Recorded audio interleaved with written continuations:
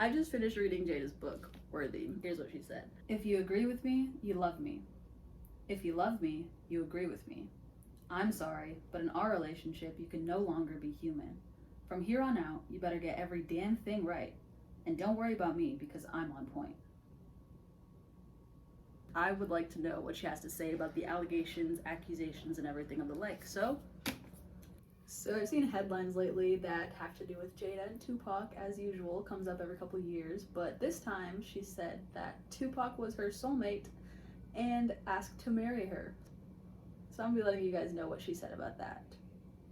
A little history lesson from Jada. They were young kids together. They went to the same performing arts high school. Jada says that she appreciated his spirit, and because they were both in poor conditions and she was in a little bit of money at the time, she went out of her way to take care of him and do some nice things for him. He was still a rapper coming up in the world, and she was an actor. She likes to call herself a triple threat. She could sing, dance, and act, and he had his successes with writing.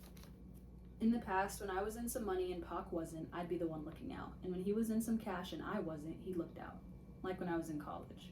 Now we were on parallel tracks. It was surreal, almost unimaginable, that we would be on the same type of come up at the same time. As flawed as the dream was at times, sharing the rise was the most beautiful, unexpected part.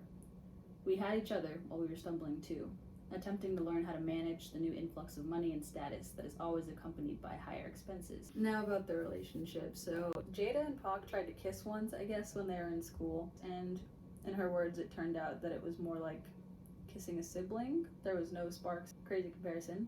I think we get the point. It wasn't a thing for them. They kept in contact as they both started to come up in the world, and her acting career took off a little bit more, and his rapping career took off as well. He offered to have her come out and come into star in Brenda's Got a Baby. He was always in love, and they talked about how she wasn't ready for a relationship, so the guys that she brought into her life, Pac was like, oh, well, why are you hanging out with this? And it's not worth you, why are you doing this? And she was like, well, that's kind of the point. I don't really want anything serious anyway.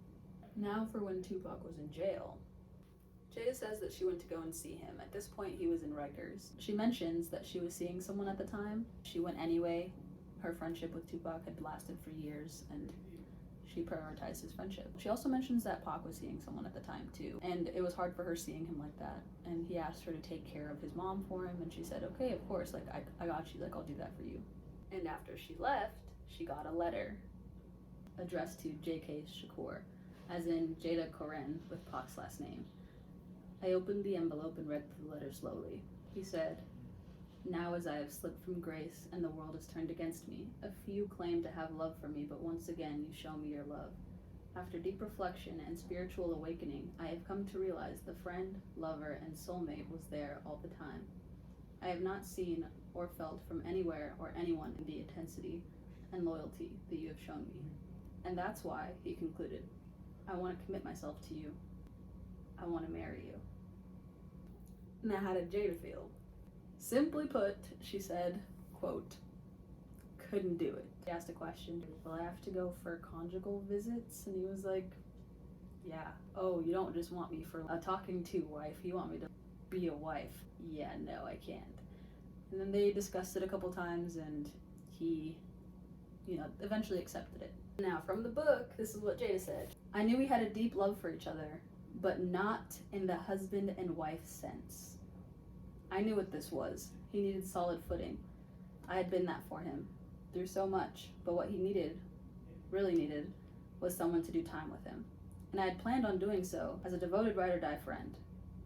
But as his wife, I couldn't do it. Now, for allegation 2. Does Jada hate Will? I see this one a lot because of how she gets portrayed in the media and stuff, and the things that she says. I think it gets clipped out of context a lot of times, but I think obviously at the end of the day she loves him. But here's the supporting evidence from the book. Also, how could you not? He's Will Smith. Obviously she loves him. Congrats to Will, by the way, on his Oscar. I'm sure he would be yelling at me right now. Keep my wife's name out your fucking mouth! Sorry. So, on to their marriage and a little bit about the beginning of it. At the point that they started talking, Jada and Will had met a couple times before, passing at parties and stuff. It seemed like there was a little, Like, you know, when like you guys make eye contact and you're like, oh, well, I think he likes me or she likes me because we made eye contact kind of thing. They had that going on. But he was married at the time, so maybe it was just like a passing nice glance. But whenever they actually do start dating, he calls her up essentially and quote, and I bit, hook, line, and sinker. She just thinks he was a little bold, you know, a little suave. So it got right to her heartstrings. And personally, their love story is something I always had a genuine curiosity about, so I was really interested in reading this part the most throughout the book. Chapter 11, The Savior Prince. I'm drunk as hell and my heart is swooning. What can I say? I'm in a magical season of my life. I'm in love. Yes, in love with Will Smith. I have to be honest, me falling for Will Smith was very unexpected. From afar, and even after meeting him a couple of times in the Hollywood whirl, I concluded that Will Smith would never have been on my radar, only because he was so cheerful. That was a sticking point. Cheerful didn't represent itself as deep, and my young mind believed the troubled person was a deep person. To my surprise, Will proved to be one of the most complex individuals I'd ever met. We had more in common than I could have imagined, but it was his irresistible charm that stole my heart, and in time, that of the world. That's so cute. Skipping ahead a little in their romance, this is the next update. It never occurred to me to question how fast we moved in our whirlwind, because that was just how my whole life had been. Everything moved at lightning speed. His life moved the same way. With that pace, at this point, we are primed for each other. At the start of our relationship, I sat him down to explain the breakdown I had gone through, and then I'd been taking Prozac. That same day, I stopped taking it. In the euphoria of this storybook romance, I felt, who needs Prozac? Probably not the best idea. It's obvious we were showing each other red flags. He had just received divorce papers from his ex-wife Cherie at the time, and I guess partial way through their relationship as Jada was experiencing all the love and joy, and Will was, I imagine, too. Will gets a call from his ex-wife, and she says, hey, I think we should try to work it out. At this point, Jada's distraught. She thinks about his son, Trey, and how she felt as an only child, and she musters up the courage to respond something useful, and I thought that was very nice of her. As calmly as I could, I said, you have to try. There is a child involved. I thought I would collapse. In my mind, I was letting go of the best thing that had ever happened to me in such a long time, but I knew, without a doubt, it was for the better. 2 terrible weeks passed, at which point Cherie and Will both decided to continue with their divorce. She was like, thank God, thank God. I think it's really nice that she tried to do the right thing at the end of the day, because it's really good for a child to be raised in a 2-parent household, I think, when they're healthy parents, you know, and they're able to be stable and love each other and love on each other, and the kids afforded the opportunity to see that. So shout out to you, Miss Jada. You really did a nice thing there. So since then, Jada has had some issues where she had a little bit of jealousy from Will's and Cherie's marriage, and her son, her bonus son as she calls him, Trey, she just felt that they had something with Will that she would never be able to get. It's very vulnerable of her to be able to speak about that. Even if someone's not willing to speak about it, it's probably something they have to work through. She just says that they had a couple miscommunications over the phone, and she inserted herself and she walked over boundaries a little too much, and then Cherie was like, check yourself, put his daddy on the phone kind of thing. So they figured out their relationship. The culminating event that had them like on better footing was them both sitting down and agreeing, I know that we don't have the best relationship right now. At the end of the day, this is what I want. And it turns out they wanted the same thing, which was that they wanted Trey to have the opportunity to have a blended family and have a good supportive family unit within both, because her and Will were going to be together, and Cherie was always going to be in Will's life because of Trey. So obviously Jada and Cherie had to come to be on the same terms, and they learned to love each other. I think that beginning phase of the relationship really speaks to how much she loves him, and those themes continue on it throughout her discussion of Will. I think they've gone through their ups and downs for sure, and she's had to face difficult circumstances with Will, rising to fame, like such a big superstar. And imagine that being your husband, and you have a new child on the way, the next wife, like beautiful women ended up being his co-star. You can only demand so much from someone like that. But she speaks to how their relationship, they had to reassess what their relationship was and the boundaries of that. For her, she speaks to how they both had abandonment issues and they wanted to stay married and they wanted to stay together for the kids and then for themselves. And they were like, okay, well, I think that trust is the backbone of a good relationship. So this is what we're going to do. We're going to be 100% honest with each other about whatever we're doing, no matter what it is. And she talks about how that was probably not the best decision that they come to. It's not really, I decided this and he decided this and this is what he did. It's more, I decided on transparency and we agreed on that. And so he told me his transgressions as I would tell him mine, which is where like the swingers and the open marriage stuff comes in.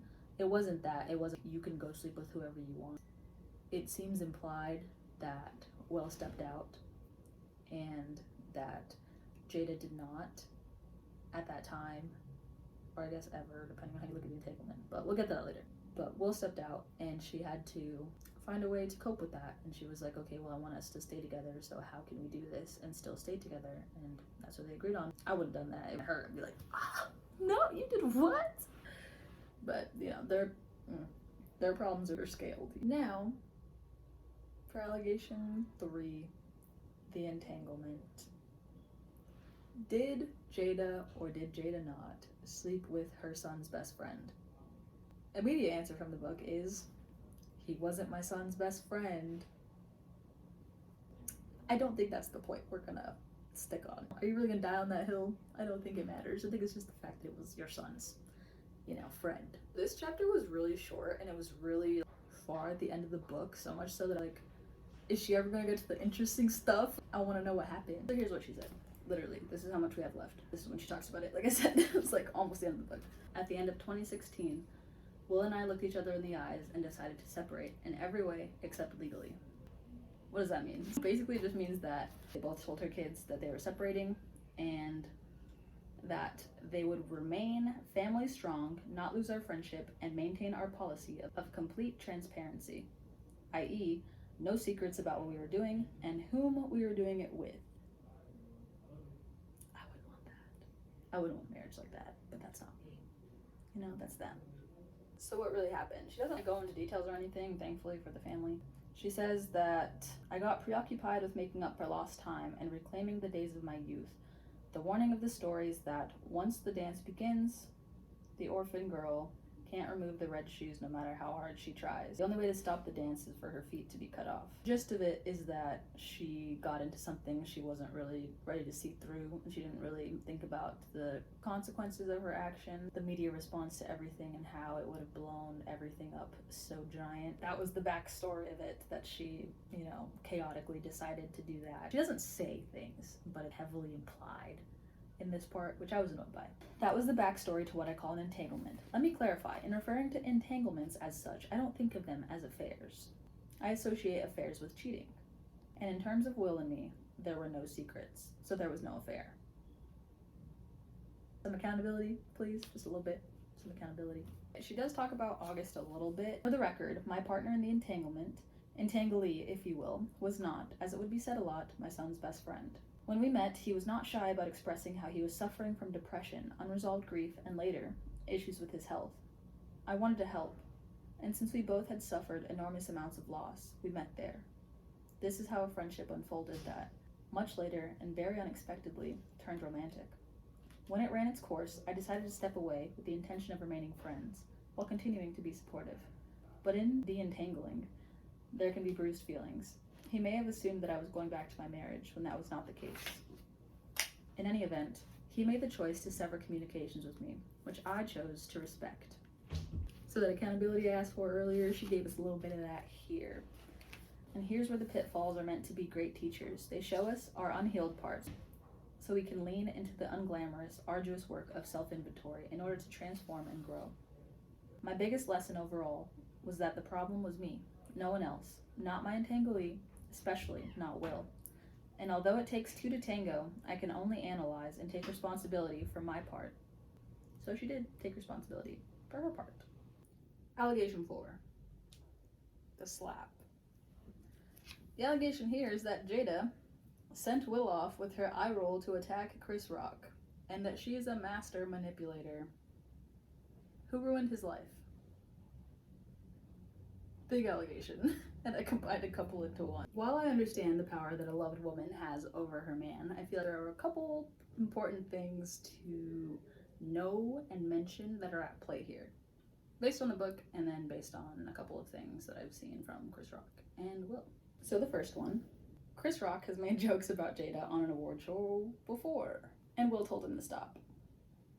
It was squashed. During Will and Jada's separation, Chris rung up Jada and asked if he could take her out on a date. Jada told him that they were still married and in fact not separated at that time. 3, Jada has struggled with hair loss due to a condition called alopecia. 4, Will and Jada have had some relationship issues and turmoils, so they're kind of in flux every now and then, so that adds to the issue.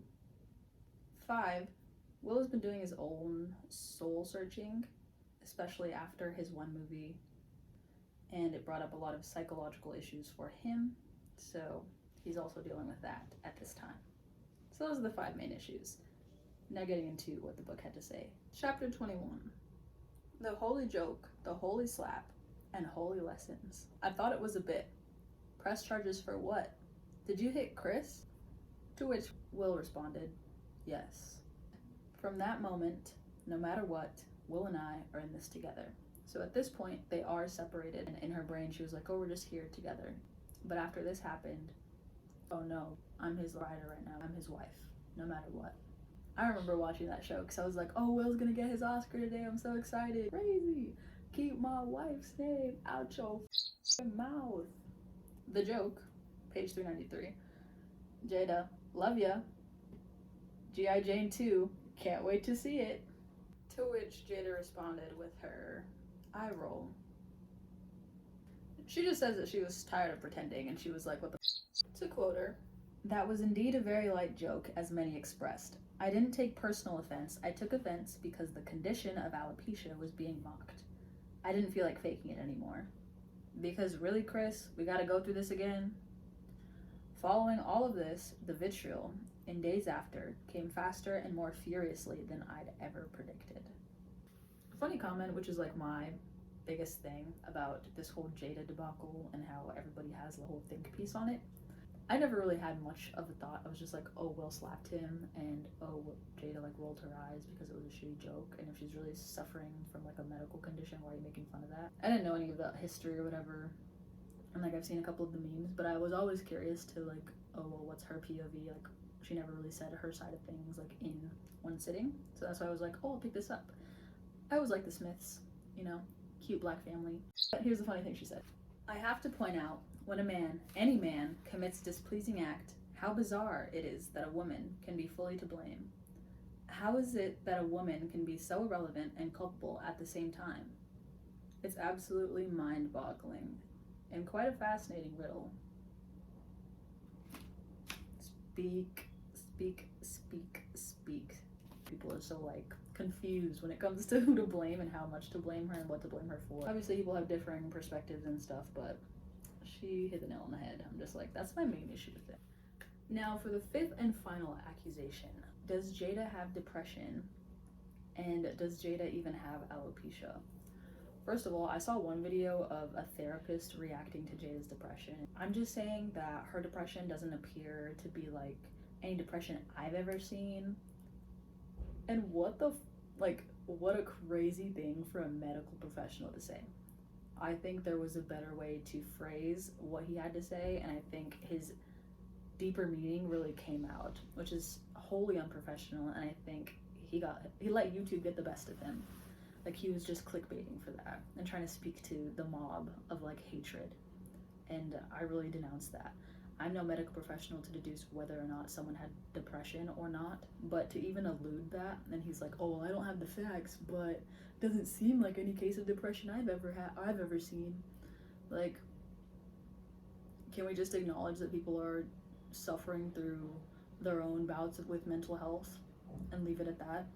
And as for alopecia, I'm not even gonna quote anything from like her depression necessarily from the book, but I just think it's absurd that someone would bring up someone's medical condition Like, does she need to bring the medical documents and be like, yeah, I have alopecia? Like, you're insane. That's my POV.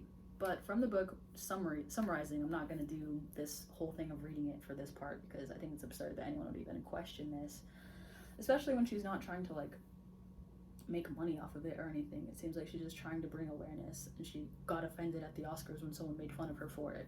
Wow. Okay, I'm sure you would too. For the depression, she speaks about how she thought about herself multiple times and how she found ayahuasca, Mother Aya, like made her awaken her senses, and she was able to feel like lighter than she has in so long. And I take implies that she like continues her struggle, but that helped her through it. Alopecia, she does mention one offhanded comment about Tupac. She's like, Tupac also suffered from alopecia. And then I did a couple of Google searches, like I'm no professional or like super educated person on alopecia, but it said that stress can cause alopecia. And she said that it was after he abused by some of the police that he was in with, and he had been jumped a couple times while he was in jail.